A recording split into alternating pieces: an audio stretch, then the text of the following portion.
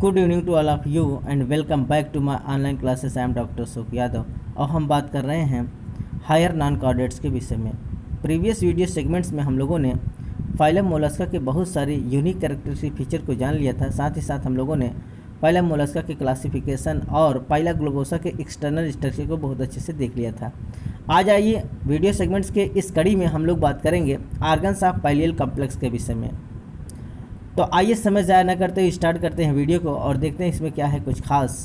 The mantle encloses a large space in dorsolateral position. This space is called as the mantle cavity और the pallial cavity. जैसे ही बच्चों आप पाइला का cell देखेंगे, सेल जो ऊपर का हार्डेस्ट कवरिंग होता है दैट इज़ द कैलकेरियस की जो कवरिंग होती है, कैलकेरियस पार्ट जो होता है, जो कैल्शियम कार्बोनेट का बना हुआ एक आवरण होता है, एक खोल होता है जो उनके टोटल जो सॉफ्ट बॉडी होता है उसको इनक्लोज करने का काम करता है, साथ ही साथ उनको प्रोटेक्शन प्रोवाइड करता है। तो जैसे आप सेल के अंदर जाएंगे तो आपको एक मेंटल मिलेगा। क्या होता है? मेंटल देखने को मिलेगा। और ये मेंटल क्या होता है? पूरे विसरल मास को, जिसको हम कहते हैं, उनको कवर करने का काम करता है। तो the mantle encloses a large space. Mantle के अंदर आप देखेंगे तो एक लंबा स्पेस दिखाई देता है, एक लंबा जगह दिखाई देता है इन डार्सोलैटरल पोजीशन। किस पोजीशन पर? डार्सोलैटरल पोजीशन पर। अगल बगल अर्थात दोनों तरफ, left as well as the right, दोनों तरफ आप देखेंगे तो एक लार्ज स्पेस दिखाई देता है। This space is called as the mantle cavity और द पाइलियल कैविटी। और उस जगह को, उस कैविटी को, उस सिलोम को, उस जगह को हम क्या कहते हैं? पाइलियल कैविटी कहते हैं या फिर मेंटल कैविटी कहते हैं। This cavity loaded a number of the organs that are known as the organs or the pallial complex. और उस कैविटी के अंदर बहुत सारे संख्या में ऑर्गन्स देखने को मिलेंगे, बहुत सारे इंटरनल ऑर्गन्स, बहुत सारे विसरल ऑर्गन्स आपको देखने को मिलेंगे। और उन ऑर्गन्स को हम क्या कहते हैं? ऑर्गन ऑफ पाइलियल कॉम्प्लेक्स कहते हैं। So we can also say that the internal organs which is present in the mental cavity is known as the organ of the पाइलियल complex। ऐसे इंटरनल ऑर्गन्स जो मेंटल कैविटी के अंदर पाए जाते हैं उन सभी एग्रीगेट फॉर्म को, अर्थात ऑर्गन के उस पूरे समूह को हम क्या कहते हैं? ऑर्गन ऑफ पाइलियल कॉम्प्लेक्स कहते हैं। एक बार फिर से आप रिमाइंड कीजिए कि ऐसे अंग, ऐसे इंटरनल ऑर्गन्स जो मेंटल कैविटी के अंदर उपस्थित होते हैं उनको हम क्या कहते हैं? ऑर्गन्स ऑफ पाइलियल कॉम्प्लेक्स कहते हैं। The head and foot are withdrawn in mantle cavity for protection and the rest.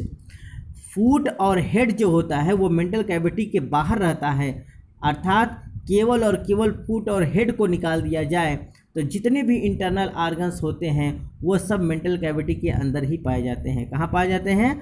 Mental cavity के अंदर ही पाए जाते हैं। केवल और केवल किसको छोड़कर? केवल फुट को और हेड को। फुट और हेड जो होता है मेंटल कैविटी के बाहर विथड्रॉन हो जाता है। क्यों?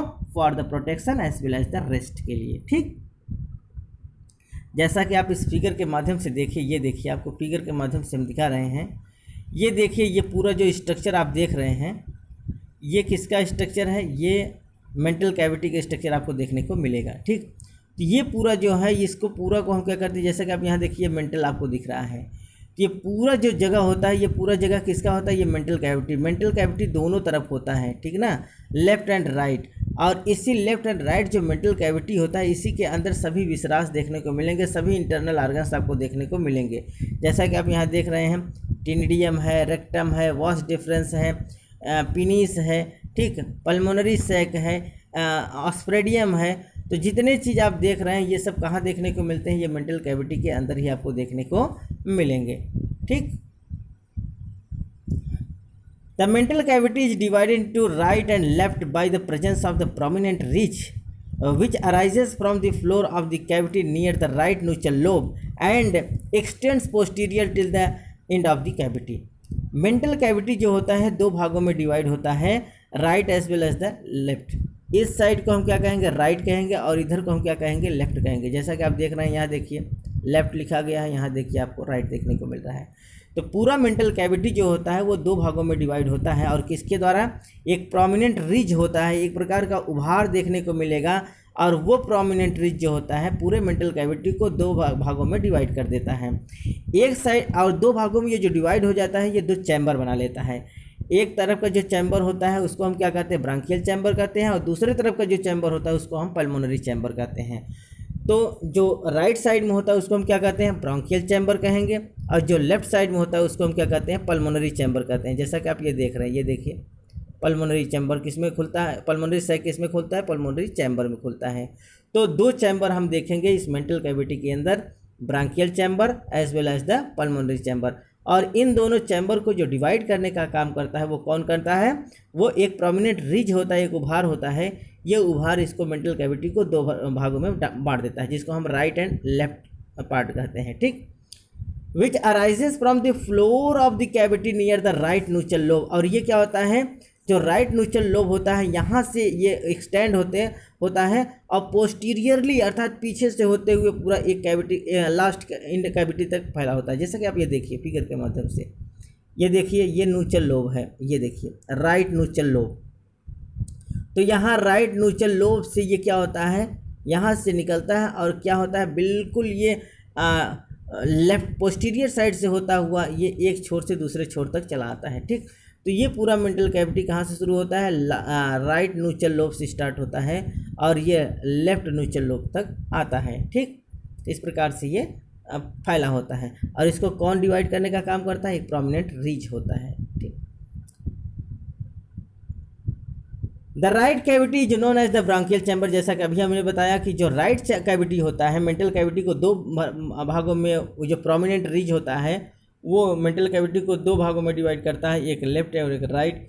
तो राइट कैविटी जो होता है उसको हम क्या कहते हैं, ब्रांकियल चैम्बर कहते हैं। क्या कहते हैं, branchial chamber. Due to the presence of gills. और ये क्यों इसको ब्रांकियल चैम्बर कहते हैं, क्योंकि इसी ब्रांकियल चैम्बर के अंदर क्या देखने को मिलता है, गिल्स देखने को मिलेगा, जिसको हम टिनिडियम कहते हैं। Due to the presence of the gills on the roof of the cavity and the left cavity is the pulmonary chamber. जो लेफ्ट कैविटी होता है वो उसको हम क्या कहते हैं, उसमें जो होता है उसको हम पल्मोनरी चैम्बर कहते हैं। तो राइट कैविटी में आप ब्रांकियल चैम्बर को देखेंगे जिसमें टिनिडियम पाया जाता है या गिल्स पाया जाता है, जबकि लेफ्ट कैविटी में क्या होता है, पल्मोनरी चैम्बर देखने को मिलेगा और इसके अंदर लंग्स या पल्मोनरी सैक देखने को मिलता है। These chamber play an important role in the respiration. और ये दोनों चैम्बर्स, चाहे वो ब्रांकियल चैम्बर हो चाहे वो पल्मोनरी चैम्बर हो, ये दोनों चैम्बर क्या होते हैं, it is responsible for the respiration, अर्थात it plays the great important role in the respiration, अर्थात ये श्वसन में अपना इंपॉर्टेंट रोल प्ले करते हैं। The mantle cavity loaded many important organs they are as follows. इस मेंटल कैविटी के अंदर बहुत सारे अंग देखने को मिलते हैं और इन्हीं पूरे अंग को जो मेंटल कैविटी के अंदर पाए जाते हैं इन्हीं को हम क्या कहते हैं, ऑर्गन ऑफ पैलियल कॉम्प्लेक्स कहते हैं। तो आइए हम देखते हैं ऑर्गन ऑफ पैलियल कॉम्प्लेक्स में दोनों चैम्बर के अंतर्गत कौन कौन से ऑर्गन पाए जाते हैं। जैसा कि हमको पता है कि पूरे मेंटल कैविटी के अंदर दो चैम्बर है, एक ब्रांकियल चैम्बर है, दूसरा पल्मोनरी चैम्बर। तो आइए सबसे पहले हम ब्रांकियल चैम्बर को जानने की कोशिश करेंगे, ठीक ना। देखते हैं कि ब्रांकियल चैम्बर में कौन कौन से ऑर्गन होते हैं। तो सबसे पहले ब्रांकियल चैम्बर में हमको क्या देखने को मिलेगा, टिनिडियम या गिल्स देखने को मिलेगा। Ctenidium is situated in the branchial chambers hanging vertically downwards from the dorsolateral mantle wall at the right side. जो टिनिडियम होता है ये ब्रांकियल चैम्बर में देखने को मिलेगा, जो वर्टिकली डाउनवर्ड हैंगिंग करता है, कहाँ, वर्टिकली डाउनवर्ड की ओर हैंगिंग करता हुआ दिखाई देता है। और ये किससे लगा होता है, मेंटल वॉल से लगा होता है डॉर्सोलैटरल साइड में, अर्थात ये टिनिडियम जो होता है मेंटल वॉल के डॉर्सोलैटरल साइड में बिल्कुल वर्टिकली डाउनवर्ड हैंगिंग करता हुआ दिखाई देता है। और ये क्या होता है, ये किस में पाया जाता है, ब्रांकियल चैम्बर में देखने को मिलेगा। आइए फिगर के माध्यम से जानने की कोशिश करते हैं। ये देखिए ये क्या है, ये टिनिडियम है जिसको हम गिल्स कहते हैं। तो ये गिल्स क्या है, इस साइड का, जैसा कि हमने बताया था कि ये जो राइट साइड का होता है इसको हम क्या कहते हैं, इसको हम ब्रांकियल चैम्बर कहते हैं। अगर इसको आप देखेंगे तो इधर का जो होता है ये राइट साइड है, इधर का जो है ये लेफ्ट साइड है। तो इधर को हम इसको हम क्या कहेंगे, ये जो होता है इसको हम ब्रांकियल चैम्बर कहते हैं। तो ये जो दीवार होता है जिसको हम क्या कहते हैं, मेंटल वॉल कहते हैं। तो मेंटल वॉल से ये वर्टिकली डाउनवर्ड की ओर मूवमेंट करता है, ये वर्टिकली डाउनवर्ड नीचे की ओर आता है, ठीक। तो वर्टिकली डाउनवर्ड की ओर हैंगिंग करता हुआ दिखाई देता है। और ये क्या होता है, लिफलेट्स में बटा होता है। जैसा कि आप देख रहे हैं ना, पत्तियां जैसे होती हैं ऐसे इस प्रकार से ये लिफलेट्स होता है और एक साइड में कटी होती हैं, इसलिए हम इसको क्या कहते हैं, अभी हम बात करेंगे इनको हम क्या कहेंगे। देखिए इसके माध्यम से हम आपको बताते हैं। ये देखिए, it consist of the numerous thin leaflets attached to the mantle wall. ये क्या होता है, इसमें बहुत सारे पतले पतले लिफलेट्स पाए जाते हैं और ये मेंटल वॉल से लगे होते हैं, जिनको हम क्या कहते हैं, मोनोपैक्टिनेट कहते हैं। तो फिगर के माध्यम से जानिए, ये एक साइड में ऐसे ऐसे कटे हुए हैं पत्तियों जैसा, और इसलिए एक साइड में पाए जाने की वजह से हम इसको क्या कहते हैं, मोनोपेक्टिनेट कहते हैं। तो मेंटल वॉल से लगी हुई छोटी छोटी लिफलेट्स देखने को मिलती है, पतली पतली लिफलेट्स देखने को मिलती हैं, और ये एक साइड में होती हैं, इसलिए हम इसको क्या कहते हैं, मोनोपेक्टिनेट कहते हैं। आप इसको रिमार्क कर लेंगे कि जो टिनिडियम या गिल्स होता है वो मोनोपेक्टिनेट होता है, जबकि आगे अभी हम आपको बताएंगे कि जो इसका ये वाला पार्ट होता है, फिगर के माध्यम से आप देखिए, ये ऑस्प्रेडियम जिसको कहते हैं, ये देखिए ये ऑस्प्रेडियम जो होता है ये क्या होता है, बाइपेक्टिनेट होता है। आपका जो ये होता है ये एक साइड में होता है, एक साइड में कटा हुआ होता है। टिनिडियम जो होता है वो मोनोपेक्टिनेट होता है, जबकि ऑस्प्रेडियम जो होता है वो बाइपेक्टिनेट होता है। क्योंकि देखिए फिगर के माध्यम से देखिए, ऑस्प्रेडियम इस प्रकार से, इसके बीचों बीच एक एक्सिस पाई जाती है, और ये इस प्रकार से दोनों साइड से कटे हुए जैसे पत्तियां कटती हैं। तो दोनों साइड में जब इसमें आप लिफलेट्स देखेंगे अलोंग द एक्सिस, तो इसको हम क्या कहते हैं, ऑस्प्रेडियम कहते हैं। और एक जो मेंटल वॉल से एक साइड में कटा हुआ, एक साइड में लिफलेट्स देखने को मिल रहा है, लिफलेट्स जैसा स्ट्रक्चर देखने को मिल रहा है, उसको हम क्या कहेंगे, मोनोपेक्टिनेट कहते हैं। तो टिनिडियम क्या होता है, मोनोपेक्टिनेट होता है, जबकि ऑस्प्रेडियम बाइपेक्टिनेट होता है। ठीक। It consist of numerous thin leaflets attached to the mantle wall. इसके अंदर क्या होता है, बहुत सारे पतले पतले लिफलेट्स देखने को मिलते हैं, और ये मेंटल वॉल से अटैच होते हैं, और इसको हम क्या कहते हैं, मोनोपेक्टिनेट कहते हैं। Because ctenidium consist of the single row of leaflets. जैसा कि मैंने बताया कि टिनिडियम में क्या होता है, सिंगल रो ऑफ लिफलेट्स देखने को मिलता है, एक कतार में लिफलेट्स देखने को मिलेंगे, इसलिए हम इसको क्या कहते हैं, मोनोपेक्टिनेट कहते हैं। ठीक। It is so much important.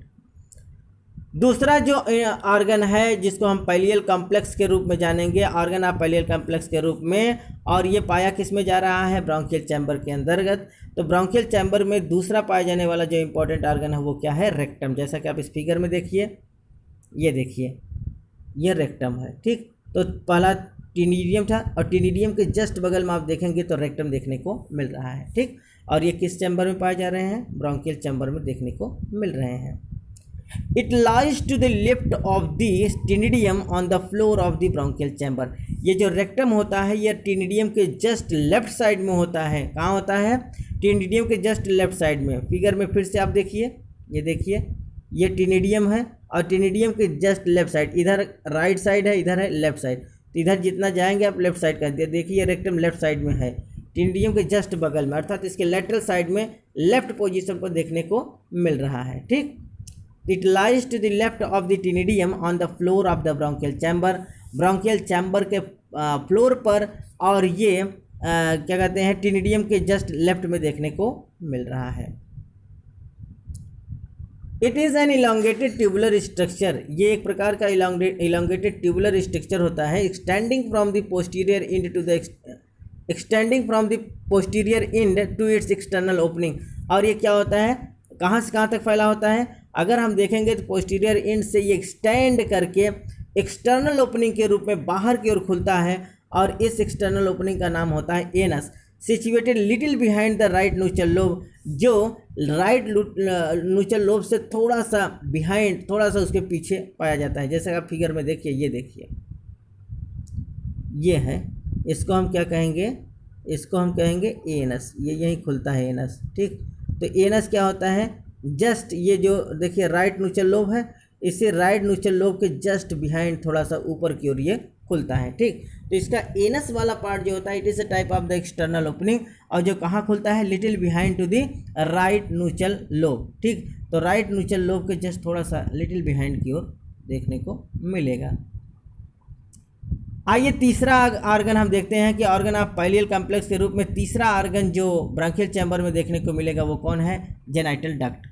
The mail और the female genital duct lies on the left of the rectum. अर्थात जैसे टिनिडियम के लेफ्ट आपको देखने को मिला रेक्टम, और रेक्टम के जस्ट लेफ्ट आपको जो देखने को मिलेगा वो जेनाइटल डक्ट देखने को मिलेगा। चाहे वो मेल हो या फीमेल जेनाइटल डक्ट, दोनों जस्ट लेटरल साइड में देखने को मिलेंगे। जस्ट उसके क्या होता है, उनके जस्ट लेफ्ट साइड में देखने को मिलेगा, किसके, रेक्टम के। In male the penis copulatory organs arises from the mental ears in the front of the genital opening। जो मेल होता है, मेल का जो पेनिस होता है which is a type of the copulatory organ, जो एक प्रकार का मैथुन अंग होता है, arises from the mantle edge, ये एज गलत है, EDG एज माने किनारा, arises from the mantle edge in front of the genital opening, अर्थात ये जेनाइटल ओपनिंग के जस्ट सामने से खुलता है। अगला जो है वो है हाइपोब्रोंकियल ग्लैंड। कौन सा है? हाइपोब्रोंकियल gland. At the base of the penis sac, there is a glandular thickening known as the hypobronchial glands. Its secretions helps in the population. अगर हम देखें पेनिस सैक के जस्ट बेस पर क्या होता है, एक प्रकार का ग्लैंडुलर और थिकनिंग स्ट्रक्चर देखने को मिलता है, जिसको हम क्या कहते हैं? हाइपोब्रोंकियल ग्लैंड कहते हैं। और ये क्या होता है? एक प्रकार का सिक्रेशन रिलीज करता है which is help in the copulation, जो मैथुन में क्या करता है? सहायता प्रदान करता है। अगला जो है anterior renal chamber. Anterior renal chamber देखने को मिलेगा। The anterior renal chamber of the renal organ projects as small reddish projections of the posterior end which is commonly known as the epitaenia. अर्थात एंटीरियर चैम्बर में आपको एक projection देखने को मिलेगा, और जो कैसा होता है? स्मॉल रेडिश कलर का होता है। उस प्रोजेक्शन को हम क्या कहते हैं? इपिटीनिया। जैसा कि आप फिगर में देखेंगे, ये देखिए इपिटीनिया, ये आपको कहाँ देखने को मिल रहा है?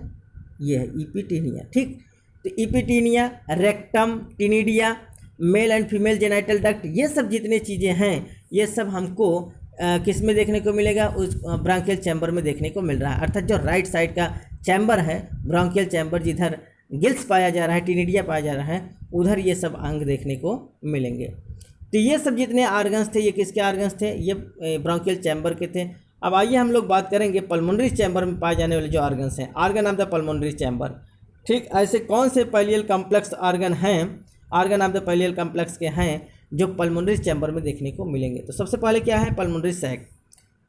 अ large bag like structure commonly called as the pulmonary sac और lungs lies in the roof of the left chamber of the mantle cavity. अर्थात मेंटल कैविटी के लेफ्ट साइड में जो एक स्ट्रक्चर देखने को मिलेगा, बैग लाइक स्ट्रक्चर देखने को मिलता है, large and bag like structure, उसको हम क्या कहते हैं? पल्मोनरी सैक या फिर लंग्स कहते हैं। विच is responsible for the terrestrial respiration. अर्थात जो एरियल रिस्पिरेशन होता है, ड्राई एयर को अपने इनहेलेशन के द्वारा अंदर लेते हैं, वो किसके द्वारा होता है? पल्मोनरी सैक या लंग्स के द्वारा होता है। और ये पल्मोनरी सैक या लंग्स किस चैम्बर में देखने को मिलेगा? पल्मोनरी चैम्बर में देखने को मिलता है। ठीक, the pulmonary sac opens in pulmonary chamber. जो पल्मोनरी सैक होता है कहाँ खुलता है? पल्मोनरी चैम्बर में खुलता है, थ्रू अ लार्ज ओपनिंग, एक लंबी ओपनिंग के द्वारा। It helps in the aerial respiration. जैसे कि मैंने बताया, ये किसके लिए रिस्पॉन्सिबल होता है? एरियल रिस्पिरेशन के लिए रिस्पॉन्सिबल होता है। अर्थात ये ड्राई एयर को अपने अंदर लेने का काम करता है। एक बार फिगर के माध्यम से आप देख लीजिए, ये देखिए, ये क्या होता है? पल्मोनरी सैक होता है। और ये पल्मोनरी सैक किस में खुलता है? पल्मोनरी चैम्बर के अंदर खुलता है। ये पल्मोनरी चैम्बर के अंदर खुलेगा। ठीक, तो ये कहाँ देखने को मिल रहा है? ये आपको लेफ्ट साइड में देखने को मिल रहा है। इधर का जो पार्ट होता है ये लेफ्ट है, और इधर का जो है वो राइट। तो लेफ्ट साइड में हमको पल्मोनरी चैम्बर देखने को मिलता है, और इसी पल्मोनरी चैम्बर के अंदर एक बैग लाइक स्ट्रक्चर होता है, जिसको हम क्या कहते हैं? पल्मोनरी सैक या लंग्स कहते हैं, जो एरियल रिस्पिरेशन के लिए क्या होता है? रिस्पॉन्सिबल होता है। ठीक, अगला जो है वो क्या है? Osphradium. Very very most important organ है आस्प्रेडियम। जैसा कि मैंने बताया कि आस्प्रेडियम कैसा होता है? बाइपेक्टिनेट होता है ना। अर्थात इसमें दोनों तरफ से, एक अलॉन्ग द एक्सिस के दोनों तरफ क्या होता है? थिन लिपलेट्स देखने को मिलेंगे। अर्थात 2 रोज ऑफ लिपलेट्स आपको देखने को मिलेंगे, 2 रोज ऑफ द लिपलेट्स देखने को मिलेंगे। इस प्रकार से एक स्ट्रक्चर बनता है। कैसा? इस प्रकार के एक स्ट्रक्चर बनता है, बीचों बीच एक्सिस होता है, और इसके दोनों तरफ क्या होता है? इस प्रकार के लिपलेट्स जैसा स्ट्रक्चर आपको देखने को मिलेगा। तो इस प्रकार का जो स्ट्रक्चर होता है वो किस में देखने को मिलता है? आस्प्रेडियम में देखने को मिलता है।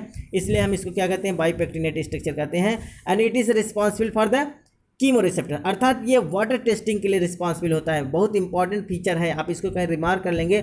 आस्प्रेडियम किसका है? मोलस्का का एक इंपॉर्टेंट कैरेक्टरिस्टिक फीचर है। ठीक, तो आस्प्रेडियम क्या होता है? एक प्रकार का कीमो रिसेप्टर होता है, which is responsible for the testing of the water, जो वाटर को टेस्ट करने का काम करता है। आइए बात करते हैं आस्प्रेडियम के विषय में। और ये आस्प्रेडियम कहाँ पाया जाता है? पल्मोनरी चैम्बर में पाया जाता है। राइट साइड का, जो मेंटल कैविटी के अंदर जो राइट साइड में एक चैम्बर होता है, जिसको हम पल्मोनरी चैम्बर कहते हैं, उसी में ये पाया जाता है।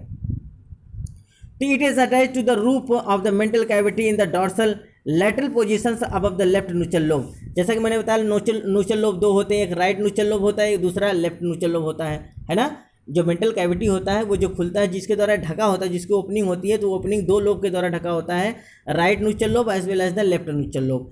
तो लेफ्ट न्यूट्रल लोब कहाँ होता है? पल्मोनरी चैम्बर में होता है। तो यही कह रहा है it attach to the roof of the mantle cavity, ये मेंटल कैविटी के रूफ से अटैच होता है in the dorsal lateral position, कहाँ? डॉर्सल लैटरल पोजीशन पर above the left neutral lobe, और ये कहाँ होता है? लेफ्ट न्यूट्रल लोब के जस्ट ऊपर। फिगर के माध्यम से आप देखिए, ये देखिए, ये है ऑस्प्रेडियम, और ये देखिए ये जो होता है ये लेफ्ट न्यूट्रल लोब होता है, या जिसको हम सीडोपोडिया भी कहते हैं। क्या कहते हैं? सीडोपोडिया कहते हैं। तो सीडोपोडिया या लेफ्ट न्यूट्रल लोब, इसी के जस्ट ऊपर ये जो है इसको हम क्या कहेंगे? ऑस्प्रेडियम कहेंगे। एक बार फिर देखिए, ये ऑस्प्रेडियम, और ये कैसा होता है? बाइपेक्टिनेट होता है, जो अलोंग द एक्सिस दोनों तरफ क्या होते हैं? Two rows of the leaflets में क्या होते हैं? बटे होते हैं। ठीक,